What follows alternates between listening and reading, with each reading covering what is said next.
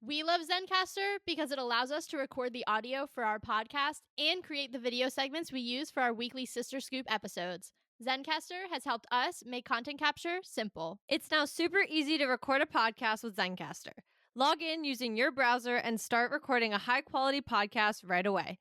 Record studio quality sound and up to 4K video with your guests, and feel a sense of zen knowing Zencaster's multi-layered backups ensure you always have your recordings in the highest quality, even if the connection is unstable. If you've thought about podcasting before and realized that you need a lot of different tools and services, those days are over. With Zencaster's all-in-one podcasting platform, you can create your podcast in one place and distribute it to Spotify, Apple, and other major destinations. Just go to Zencaster.com/pricing and use our code SistersAssembled, and you'll get 30% off your first month of any Zencaster paid plan. We want you to have the same easy experiences we do for all of our podcasting and content needs. It's time to share your story. Katie and I are always hungry, and one snack we both love is beef jerky. That's why we're so excited to tell you about one of our favorite jerky brands, Matt Hat Jerky. Matt Hat's delicious taste makes it a great snack, and the variety of flavors, including original, black truffle, and my personal favorite, roasted garlic, means there's a flavor for everyone. Plus, it's local to the area where we grew up in, which we just love. Use the link in the show notes below to get some Matt Hat Jerky for yourself, and make sure to use our coupon code SistersAssembled for 10% off.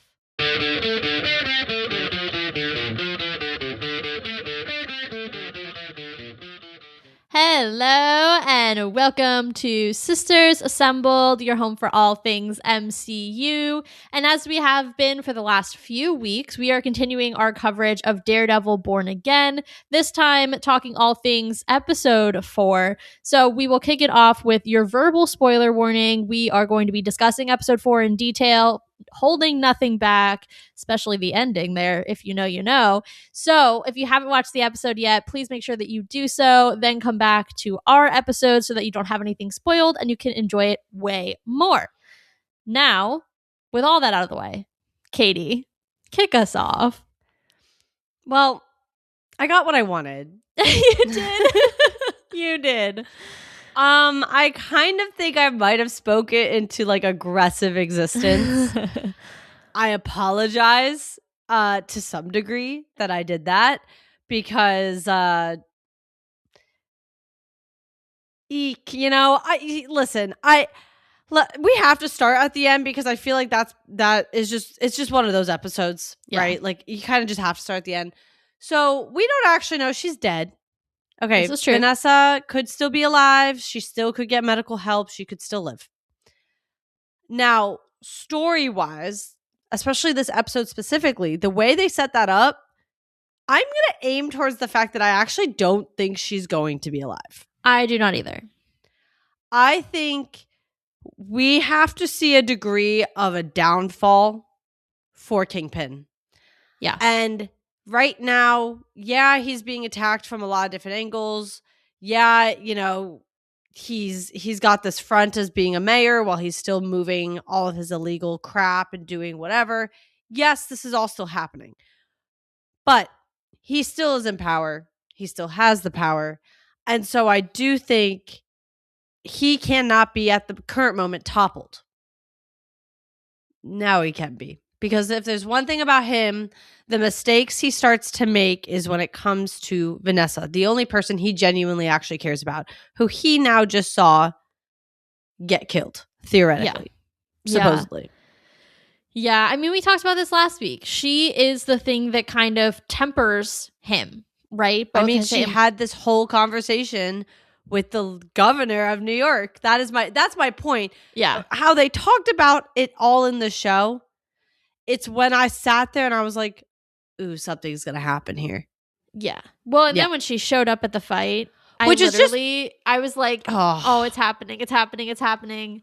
Because but honestly, you knew. She's just dumb. That was just dumb. Yeah. Well, it's stubborn. It's stubborn. And in some ways, like, I think one of the things that I've loved most about Vanessa, and I talked about this a little bit last episode, but the last, especially first season of Born Again and into the season, is we're talking and focusing more about her ambition and her genuine interest in the family business, right?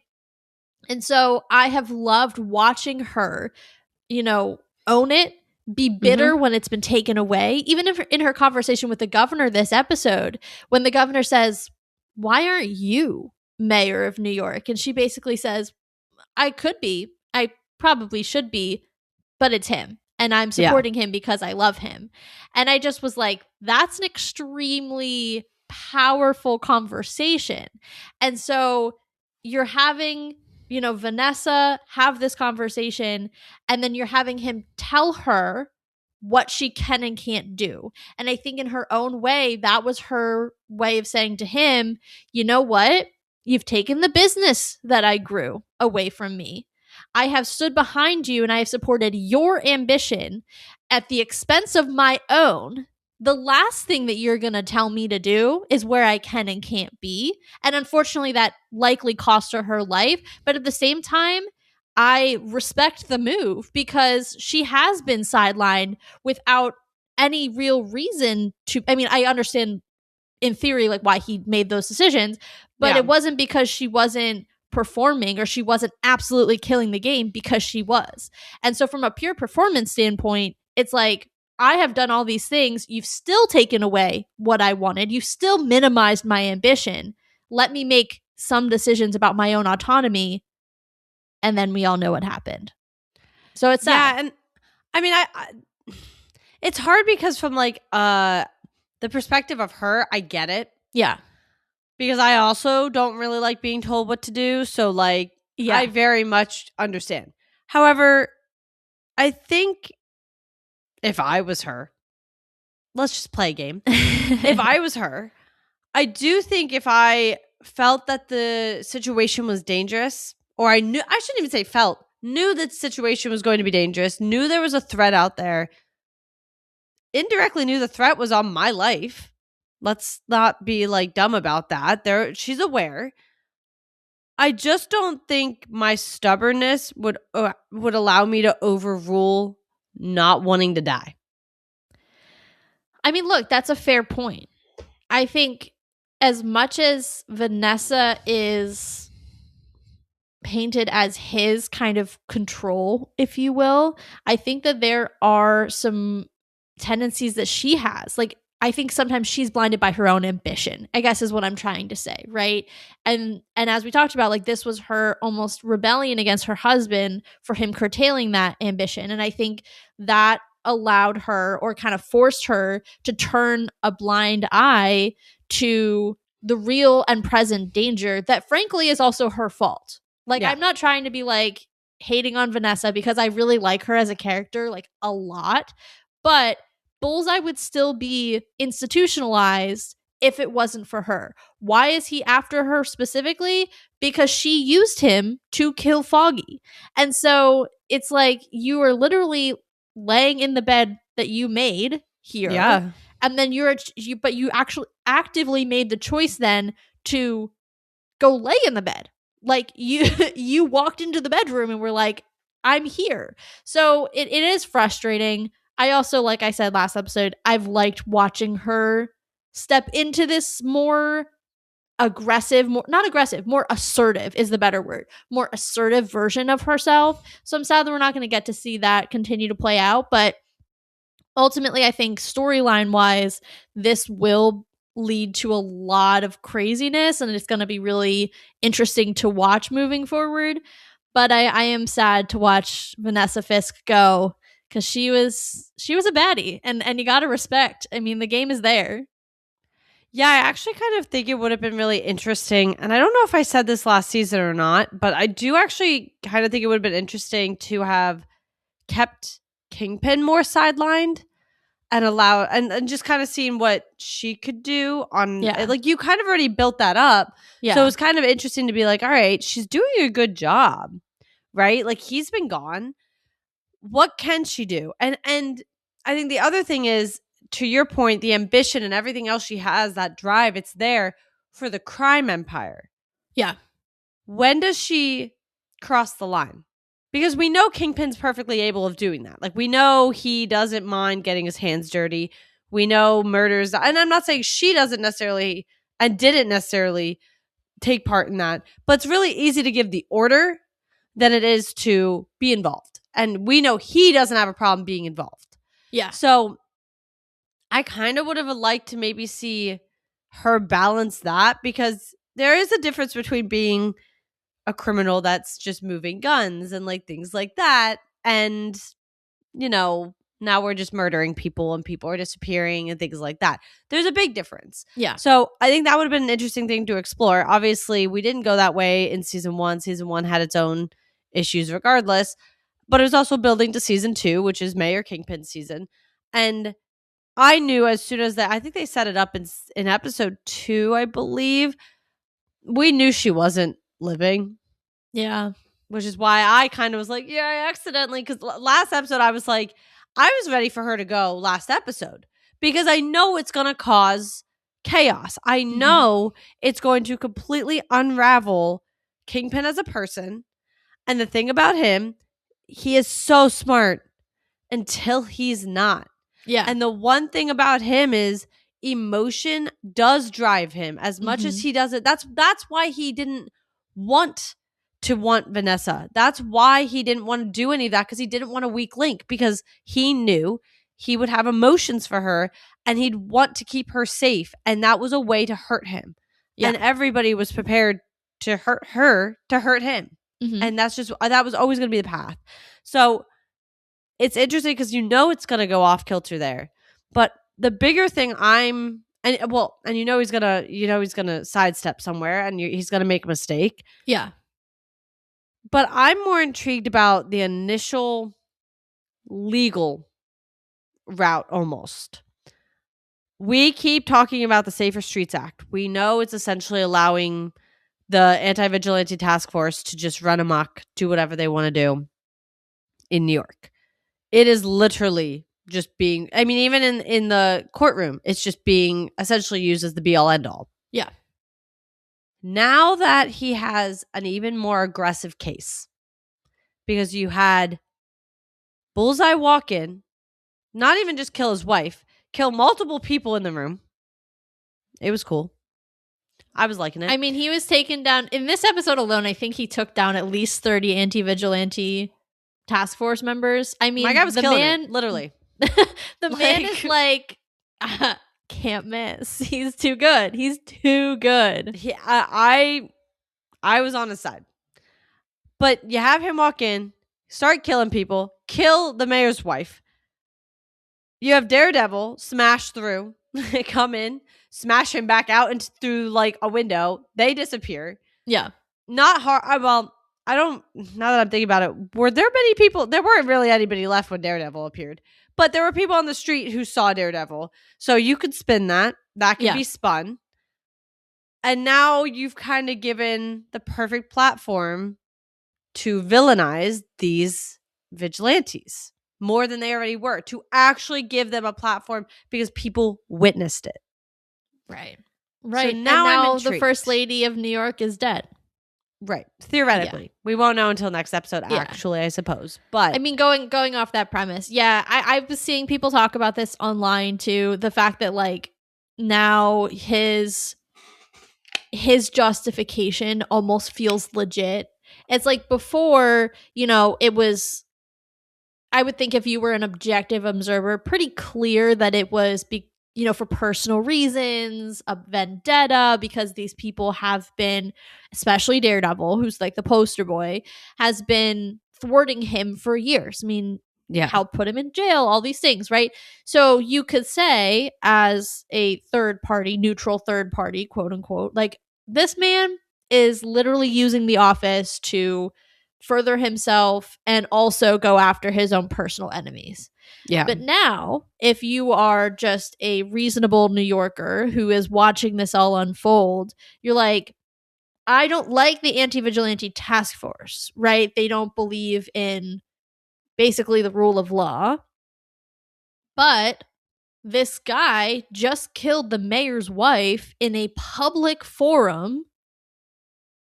And this happened. And then, the day before or the same day, I'm not sure what exactly the time is there, he massacred a bunch of people in, a diner. And now they were anti-vigilante task force, but at the same time, murder is murder, right? And so you see Daredevil absolutely maiming, but you don't see him murdering because, again, he has his moral line and everything, but also it's harder to then justify that you're the good guy if you're out here murdering people.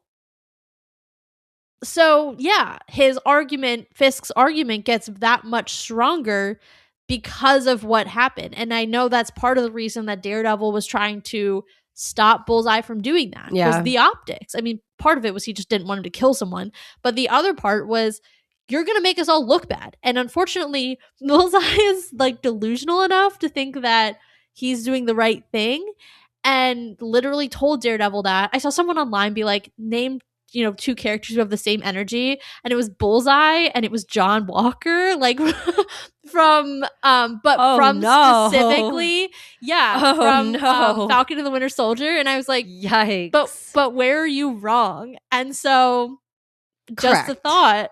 Correct. See, I agree with Bullseye. Like, I think we should just kill him. Like, I do. Listen, if I don't agree with anybody, it's actually Matt, because I am in the same boat that we kind of saw Karen was in episode 2 or 3. I don't remember, because we watched them together. So obviously they kind of blended together. But she asked the question, like, when do we kind of start making this decision ourselves? Because the enemy doesn't care to pull their punches. They don't care who they're hurting. They don't care who dies. They have a mission and they're doing it. And it gets to the point where it's like, if you're not willing to fight fire with fire, you're just going to lose the battle. You are eventually going to lose. And so I kind of was like already on board with that personally. But then like, but then Bullseye's out here getting stuff done. He's checking the boxes. And I'm like, you know what? He has done more in a singular episode that I've witnessed him in this season than Matt's done in a long time. Because we could have killed Fisk in season 1. We could have killed him in season 2. But instead, we are now at Born Again season 2, and he's mayor of New York. Like, I'm just saying, I understand Matt's debacle, but I'm pro Bullseye's methods. I think he did what he had to do. And you know what? If he doesn't miss, then I think his next target is quite large. I mean, I do to some extent understand that in such chaotic and extenuating circumstances, like Wilson Fisk being mayor and having the kind of power he has over the city, enacting the martial law, all those things, I do somewhat understand why that could be a strong argument. Like I talked about, I think even when we were discussing Karen's kind of change of heart. However, I do also understand Matt's POV of, if we're deciding who lives or dies, what makes us any different from them, right? I think that's really his argument. And I do think that has merit, right? What separates the heroes from the villains? It's doing the right thing. And so that choosing, even if you're, hurting bad guys, making that decision is a gray area. Taking a life is a gray area, even if it's, for the right cause, in terms of whether or not you're in the right. I don't agree. I really don't. I think, well, okay, here's the thing that really, I think, tips it over the edge, this debate. At this point, the courts aren't sacred. This is true.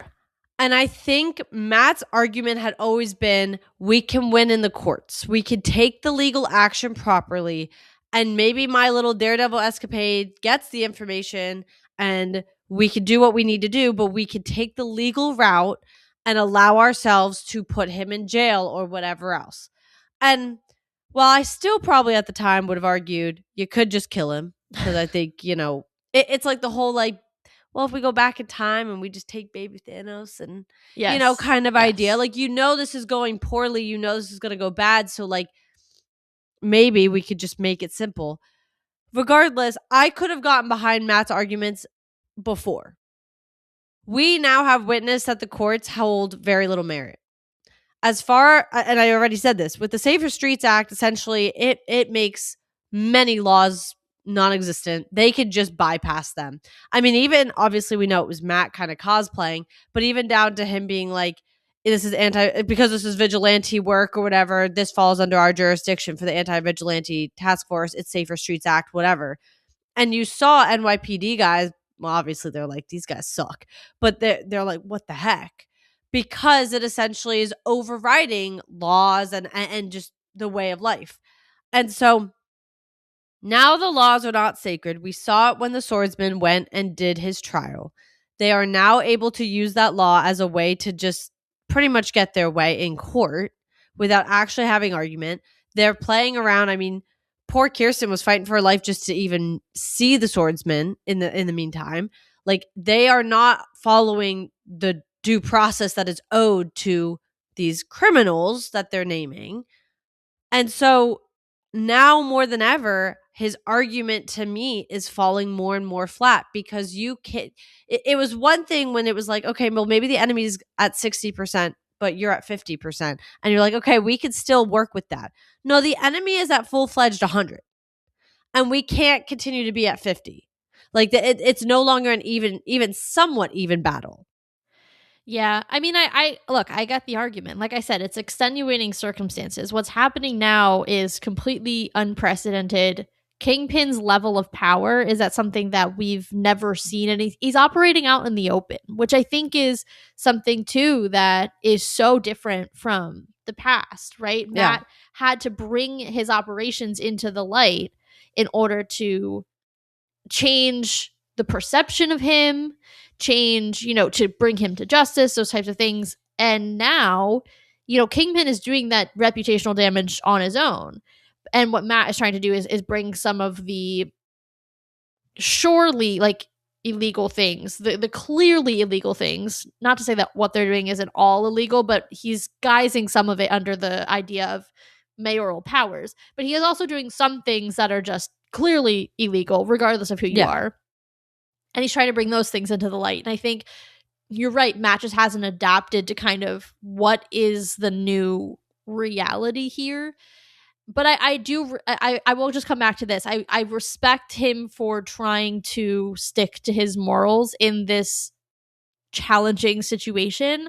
I think that as more people join his cause, I mean, he didn't really want Bullseye part of his cause, but I guess Bullseye considers himself a part of the team. As more people, he really does, though. He's like, I'm doing the right thing. I had a good day. Yeah. Matt's like, he's like, I'm doing one good deed. Matt's like, what's your good deed? Meanwhile, there's like, I want to know 17 anti-vigilante task force with like forks in their foreheads. I know. Diner. I know. Yeah. And he's like, I'm planning another one. And Matt's like, please don't. So his most I love him. I love when they're unhinged. Uninvited team member. But even when, we know we're going to have Jessica, we're probably going to have Luke by the end of the season. These are also folks who, while they don't necessarily kill, I'm thinking specifically of Luke, Jessica has killed before. I mean, she was under the guise of Killmonger in the example I'm thinking of, but she doesn't exactly. You mean Kilgrave? Kilgrave, sorry. You know what? Can you blame me? Killmonger, Kilgrave. Honestly, it was more jarring that you said Killmonger than you could have said anything else and I wouldn't have remembered this guy's name at all. But you said Killmonger and I was like, Michael B. Jordan? And that's the only reason I caught it. Because I was like, my man's is not in this. Okay, but you understand. I always do that with those two characters because it's just their names are similar. Anyway, when she killed Luke's wife, she was under his, influence. Yeah. But I also don't really think Jessica's out here pulling her punches all that much. I say all this to say, I think when you get other cooks in the kitchen, other people making decisions here besides just Matt and Karen, when Karen's already pushing him to do that and fight harder, I think Matt's gonna, and you talked about this, I think in episode 1 or 2, he's gonna slowly start to come to this realization that staying on his moral high ground is just not effective in this situation. Yeah, I mean, it's not. Unfortunately for him, I think he's always struggled with this, and we've referenced the Frank situation multiple times. This is his big argument with Frank every time they're on screen together, because obviously Frank doesn't have a problem pulling the trigger. Yeah. And I do think it's interesting because it makes him as a character, it gives him a lot more depth. I think that he has this inner turmoil when it comes to whether or not he will kill. Yeah. I don't necessarily always feel like we see that with others, but also I don't think Marvel specifically, at least the MCU part of it, obviously not the comics, but the MCU portion of it has not always made it clear either when people live or die. Yeah, this is true. Because if you really think about this, like, I'm even thinking about, like, I don't know, what's a great example? I mean, okay, granted, a lot of the time they've been fighting, like, aliens. Or robots. Or, like, yeah, big I was saying, three. or robots. Like, things that, like, aren't really the same. But I'm even thinking about, like, think about the Winter Soldier, because I'm never going to not reference it. Like, you have two sides going to war with each other in a very untrusting way, because now this was the person you were just sitting next to and you found out they're Hydra. Right. And obviously we see Bucky murdering the whole time. Yeah. And we obviously see Hydra murdering. But, like, there is a part of S.H.I.E.L.D. that's also shooting back. Yeah. So it's kind of like, but we're not, like, thinking about it like they just killed them and they just killed them, because it's kind of just like, it's there, but it's not. Yeah. Or, like, when Cap, like, just will, like, throw somebody off a helicarrier and you're just kind of like, yeah. Or, like, even when the helicarrier, like, doesn't the helicarrier hit the Triskelion? You're like, there were lots of people there's in still that building. people definitely in that building. Yes. Yeah. Well, exactly. So, like, in those moments, you're not thinking about it, but, like, that person died. Yeah. Cap just threw them out of a helicarrier. Like, they're gone. Yeah. What do you think they landed in? Yeah. Like, nothing could have stopped that. Doesn't Bucky throw someone into the propeller of a jet? Yeah. I just thought about that for some reason. I was like, wait, doesn't someone literally get, like, destroyed by a propeller of a Quinjet? I shouldn't laugh, but, like, no, he does. Yeah, he does actually do that. He just so there's no question on that guy. Definitely dead. He's definitely dead. I mean, my favorite's when he shoots the guy in the head from down below and then sits next to him to drive. Yeah, that was a choice. But there's a very, like, well-placed beam in between, so you don't see that. Yeah. Yeah. But that's my point. Like, we don't really think about that. We don't like when we have these kind of like battles, we're not really thinking about the fact that these people are 9 times out of 10 being killed. Yeah. I mean, Black Widow shooting people, like, everybody's shooting people. Yeah. But obviously in the shows that are rated higher, like Daredevil, that are going to be more gory and more willing to get into it, we're really seeing people die. I mean, look at Bullseye, like, literally out here, like, again, forks in forehead, toothpicks in eyes, like, he's doing his big one. And so I do like that we're seeing this internal battle, because I don't really think we'd never see that with Captain America, right? You know, yeah, he would never even consider it. Yeah, well, it just, especially Steve, to me, the job's the job. He considers it on other planes, like morality, the job, but, like, if the job requires somebody dies, he's just gonna kill it. Like, that's what has to happen when it happens. So I do appreciate it for that reason, but I'm ready for him to tip the scale. I do think it would take him in a direction that we haven't really seen before. I struggle with Matt's character development for this reason. Yeah, I do think, I mean, look, can you imagine? I just want to paint a picture for everyone. We opened the episode talking about an unfiltered, unhinged Kingpin. So you've got that on this side, and then imagine you've got a Matt who has no qualms with killing on the other side.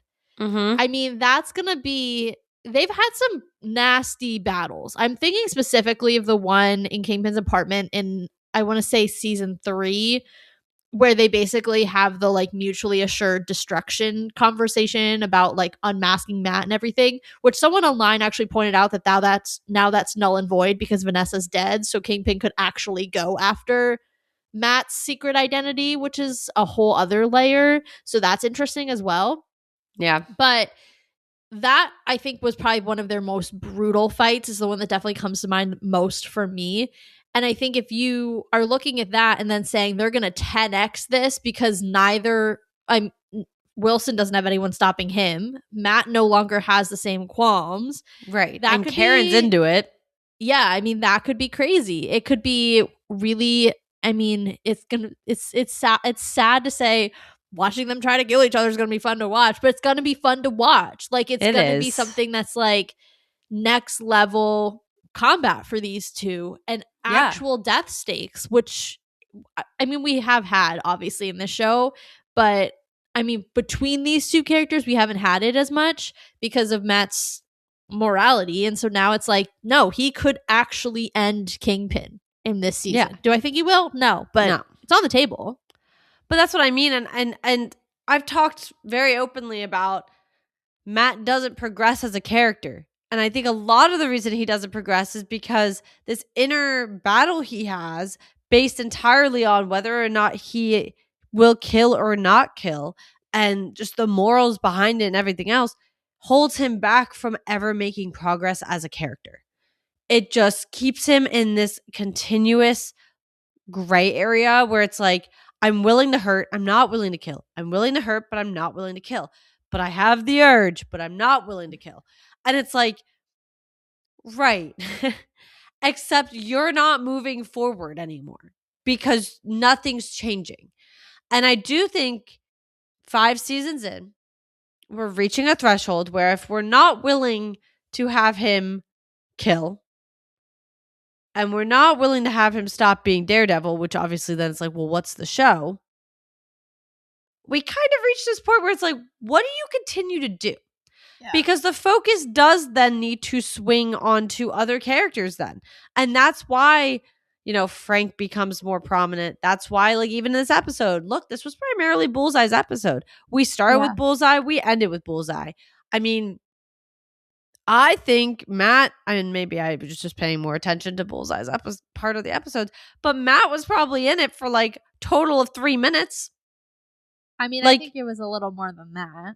Was it? Because I wasn't paying. Well, I guess he was like an anti-vigilante when he did that whole thing. Yeah. I keep forgetting because and he was talking with swordsmen, and he had a battle with Bullseye. Yeah, but Bullseye was in that part. Yeah, and Matt was still there, sharing the screen. What do you mean? I don't even see him. He's not even there. No, I had to laugh because the two of them immediately just fighting each other. and the thing is like, it's so funny because I forget that Foggy exists. That whole thing feels like so long ago, right? Like where we started to where we are now, even though they're so intrinsically connected. Yes. It just feels like that happened in a different plane of existence. No, same. So the thing about that is, because you guys also have to think, it was 5 minutes, not even, into the first episode of Born Again. So last we actually saw Foggy, that counts, end of the Netflix series. Yeah. That's why I'm very far removed from it. Because even when he died, it was more of the shock factor of it than anything.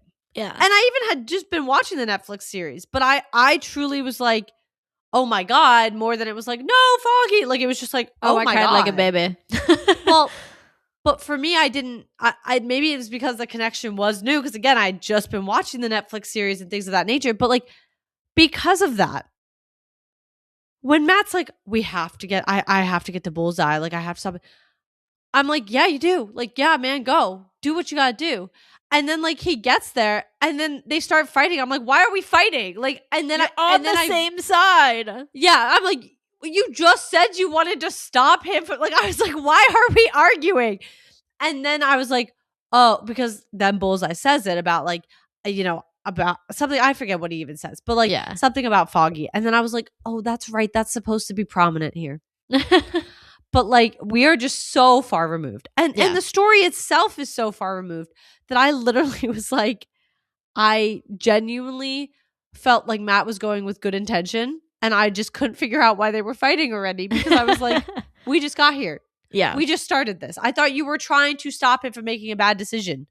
And then you're fighting him. I don't really feel like that's a helpful way to stop him from going to try and kill Kingpin and or Mrs. Fisk. Matt definitely led with his fists on that one, which was like a choice. I mean, like, it was so funny though, because he sets it up with Karen to be like, we have to stop him. He can't do that. We got to get to him first. Like and then you're like, yeah. And then he's like, I'm gonna punch him out.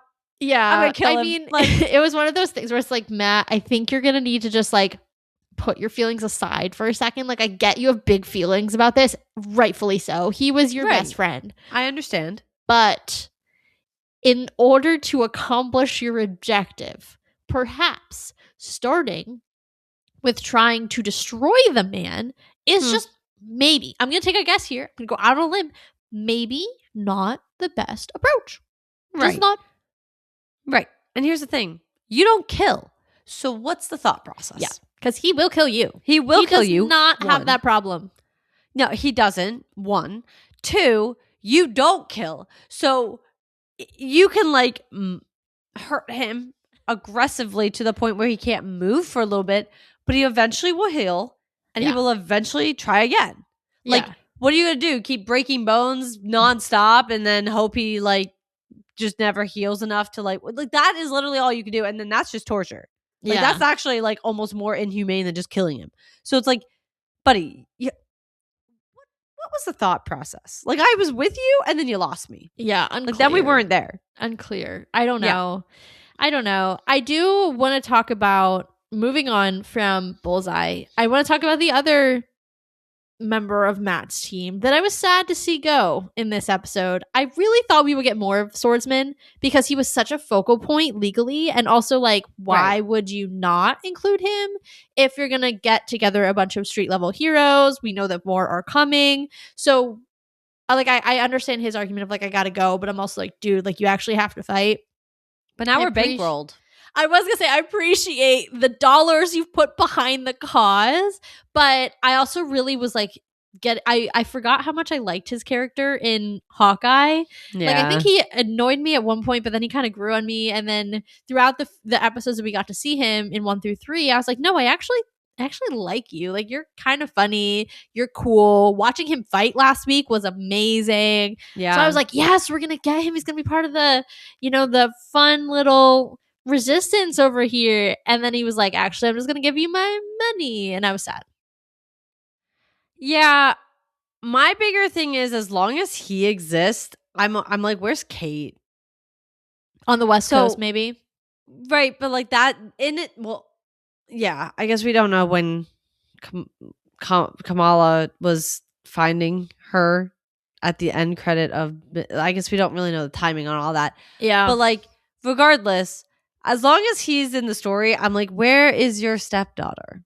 Yeah. Because her mom's in jail, right? Should be. Yeah. So I guess like, I'm kind of okay with him being removed from it, because every time I saw him, that was just the other part of the story. I was just kind of like, because again, there's another New York hero that I'm like, if you're still in New York, yeah, then where are you, kind of thing. So there was that. I enjoyed that he bankrolls them because they need it, but I also was like, you know what? That's a philanthropist. Like that's a man who's gonna do the right thing. And I can accept that he is technically found guilty in the court of law. Yeah.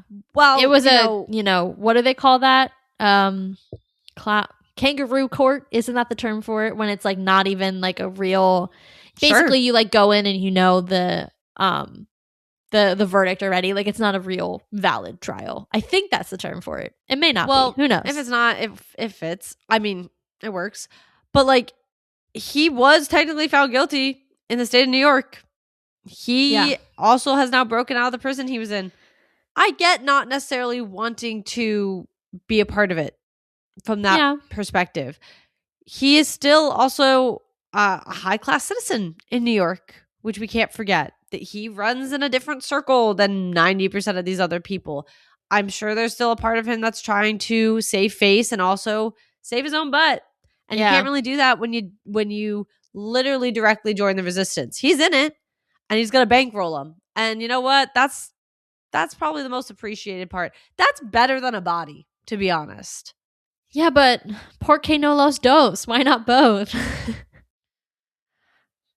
I don't know. I'm just saying. I'd rather this though, and I'd rather him step away than see him die. I mean, sure, absolutely. Like I said, I loved watching him and Matt last week fight together. And Yeah. I was looking forward to seeing more of that now that he was out of jail. And so when they immediately sidelined him, I was like, no, I want more of that. That was cool. But I do wonder if that is leading the way to show that we're probably getting Jessica within the next episode or two. Please. Because I think you have Bullseye. If you're going to bring in Jessica, we still aren't entirely sure if Luke Cage is coming in this season. I think if you're going to pull in some of these characters, there isn't really room for, I don't like calling him this, but essentially a B-list vigilante. Like, we have a lot kind of already happening here. So I just don't know if he really has the room. I like, though, that they've kept him as a through line. I do appreciate that because he could have been, just written off after Hawkeye and we never hear about him again. So I do appreciate that they understand that Kingpin was involved in the events of Hawkeye and that it makes sense to have had this character brought through. And hopefully he's kind of somebody we do see as a more reoccurring character as time goes on. And that's what we do. And we do get to see the swordsman here and there and all fun stuff. But I don't think the way this is gearing up, I don't think there's room for him. That's fair. I'm kind of like, the more the merrier. Bring them all. Yeah, but he just, especially because you have to think like Bullseye's had what, like a million freaking seasons at this point to share the screen with. Jessica has her own show. I mean, if Luke comes in, he has his own show. We don't think Frank's coming in this season, but has his own show. Like, all these characters have background. They've been built up. Yeah. Like, he's the only one that really, like, screen time total of 10 minutes, including in Hawkeye. Like, it's not really it wouldn't be fair to him as a character. That is fair. You make a good point. We also got to see our girl Angela out here doing a little bit more. She is not quite White Tiger yet, but Matt basically gave her the equivalent of Tony Stark's like shoulder tap, you're an Avenger now, when he looked at her and was like, you know what this is and you know what you need to do, right? And she said yup, and he basically was like, cool. So she's a vigilante now. I worry about her, not as a character. I mean, I do worry about her as a character, but I don't worry about her narrative. I worry about the fact that she is so young and she has so much anger. I hope that they don't like get her into a situation she can't get herself out of, because she was already so, what's the word I'm looking for? Like, she was not respecting of her own safety even last season, going after Muse by herself pre-amulet. Now she's got this amulet, which in theory is supposed to give her, powers and things like that. So is that going to kind of go to her head? Now she also has, the blessing of Daredevil, who was her savior last season, someone who she clearly looks up to and respects. So yeah, I worry, and this may come to pass, I worry that she's going to take something on, basically take a bite bigger than what she can chew. And I just don't want to see something happen to her that takes her off the board, because I would like to see this character continue to appear, whether it's in future Daredevil seasons or in other street level properties, if she doesn't get her own. Because to your point, in the past, you've said it doesn't necessarily make sense for her to have her own. It's a little bit, there's a lot going on right now, but I would like to see her as someone who they can call on in the future to help, for an episode or two or a cameo here. I like her character. I just want her to like keep her head on straight and not go head over butt for something. I think she will, but I'm manifesting that she doesn't. I also think I struggle with her a little bit because of her age. And I think it's primarily because they could have made her a little older. Yeah. High school was a little young. I'm thinking like, and I'm entirely blanking on her first name, but like Echo's age. Yeah. Like Maya. Yeah, I could not remember. But like kind of that like slightly ambiguous where you're kind of like, you're definitely older than high school. You could tell me you're in college and I'd believe you. You could also tell me you're like 28 and I'd also believe you. Yeah. Like, kind of right in between. And so like I could have done something like that. Or like Kate. Obviously Haley Steinfeld is like older than how Kate is portrayed. But they're like, Kate's in college. Cool. Believable. Cool. No questions asked. Yeah, okay. But like I think for those reasons, like I kind of wish they made her older, because I definitely look at her and I'm like, you look maybe 16 at best. Yeah. And I do think, yes, the amulet and all those other things, but I'm like, you're new to this. Yeah, very. And very, yes. And I think it could be very interesting to have, and obviously there's not room for it in this season, but maybe moving forward, have Matt kind of take her under his wing. And that's a different form of moving his character forward as well. I was going to say, I think it would be good for him. I agree. So I think that could be interesting, but I currently am struggling a lot with her character because she is also very stubborn. And you can see that. Yeah. And that's not a bad thing per se, coming from one stubborn girl to another, but that's not necessarily a bad thing. It means you can be very rooted in your beliefs. However, that also means that in these moments where it is life or death situations, I mean, even in the prison break, life or death situation, there are bullets flying. Like that, you could die at any point. Like, even look at Vanessa here. Like, hey, yeah, he was aiming for her, but at the end of the day, it was a ricochet. It was it wasn't actually even technically Bullseye who killed her. So anything could happen, and I do worry about her for that reason, because I don't think she understands the true stakes of some of this. And I get it. I think it's good to want to fight and to be a part of the resistance, and she's doing the right thing. Yeah, I do believe so. But I do worry about her inability to think things through sometimes, and to realize that she is not fully trained yet. She is not. I mean, again, she has the amulet, but like we haven't seen her portray any real skills yet. Yeah. So it's like that makes me a little worried about how she's going to go forward. Yeah. I just keep thinking about Cap in Civil War. She's a kid. That's exactly how I feel about her. Yes. But like actually, like in this case, like this girl actually really is a kid. And now we've seen young heroes before. Like I was saying, Kamala and some of the other Spider-Man. Well, we're literally going to have young Avengers. Like, we've seen high school kids do this before. This isn't news to us. But I do think in this case, especially because the Daredevil show is so gory and intense. So, that was exactly my next one. Intense. Yeah. You really get to see the stakes in a way you don't necessarily. And again, we're not fighting aliens. Yeah. It's a lot different when you're fighting, literally city sanctioned task force people, like supposedly essentially police. Like it's very different. It definitely is. Like I said, I like her character a lot. I hope she makes it out of this season. Like that seems like such a morbid thing to say, but like I truly hope that like they don't kill off a second White Tiger. I don't think they will, but I do think she's going to find herself in a situation that's going to be tough. And I like what you were saying about the mentorship route. I think that could be something that's also really healing for Matt. I think it's something that would be really important for Angela too. I want her to like understand who Matt, like I want her to understand both sides of Matt and how they relate to each other, because I think he's also a good cautionary tale for like how, how having this dual identity is challenging, but also how you can make it work. Right. Yeah. And so I would love that.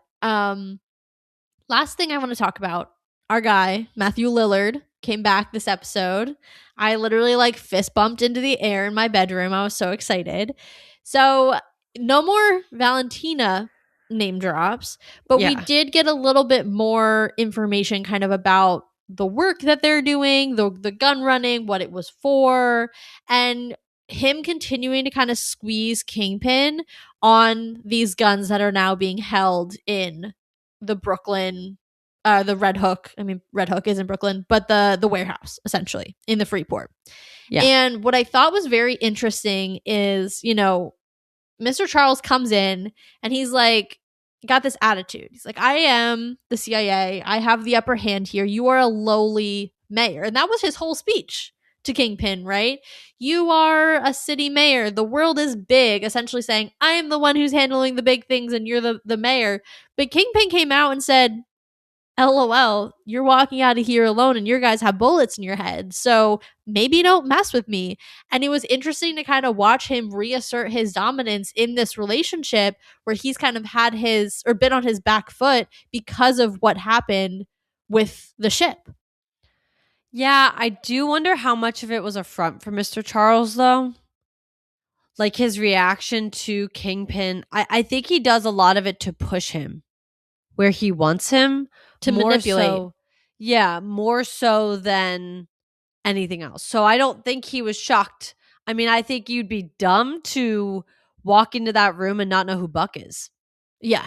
I think somebody who's trying to assert their own dominance or act like they own the room, I think if that's what you're going for, you have to have done your research on the people who are going to be in it.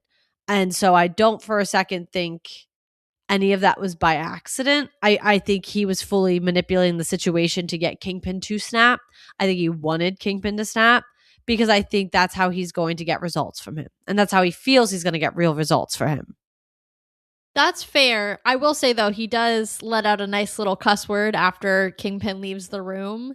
That kind of shows that maybe that didn't go the way that he planned. I'm sure it didn't go out as he planned, but I do think I think there's definitely manipulation happening here for him. He's still got the upper hand.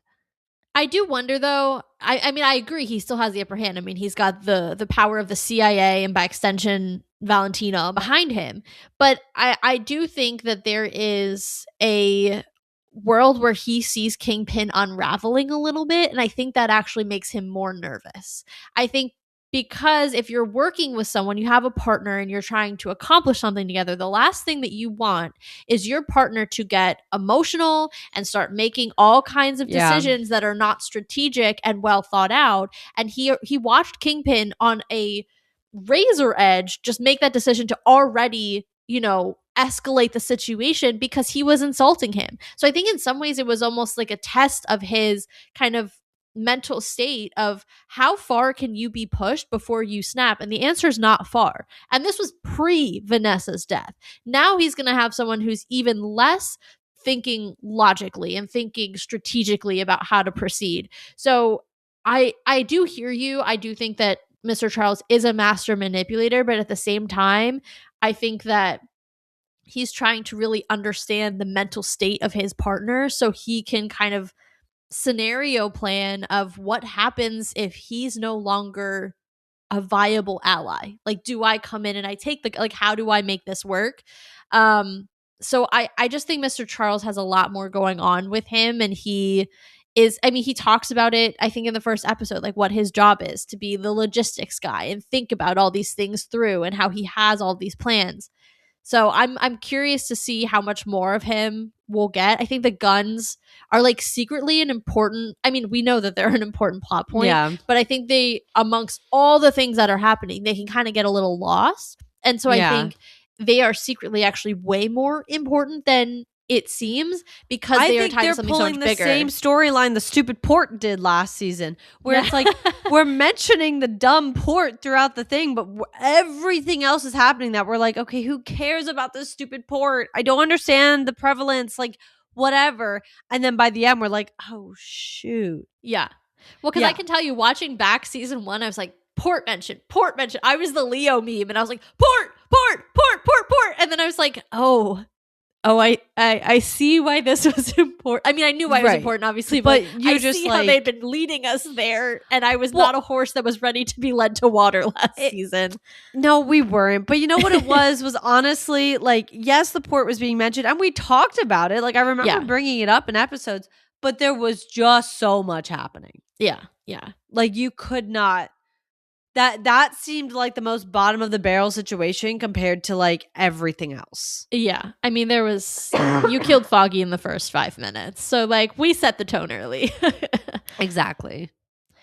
Well, I think that is everything major from episode 4. Obviously, we'll be back next week with episode 5. It's going to be super fun. and intense and hopefully filled with Jessica Jones. Last thing I do want to say, if you all caught the trailer, she mentions that she has a daughter. So a lot of people are positing that she and Luke are already together and have already had their daughter from the comics, Dani. So I hope that we get to see that and that is confirmed when she comes in. But we will see. We got a whole half of a season left to go. So much more to come. Very exciting. You can check out our website below as well as the show notes that are linked below, and make sure that you're following on your podcast platform of choice as well. You guys can also give us a follow on all of our socials, which are also linked in the show notes down below. And join us again next week as we cover episode 5 of Daredevil Born Again season 2. That is getting to be a mouthful. We're going to need to just start calling it, I think, Daredevil, because I don't even know. But make sure you guys are joining us and obviously watching Daredevil as it's been coming out. It's good. So really good. Yeah, keep up with it because Marvel just blew your mind. So let's talk about it.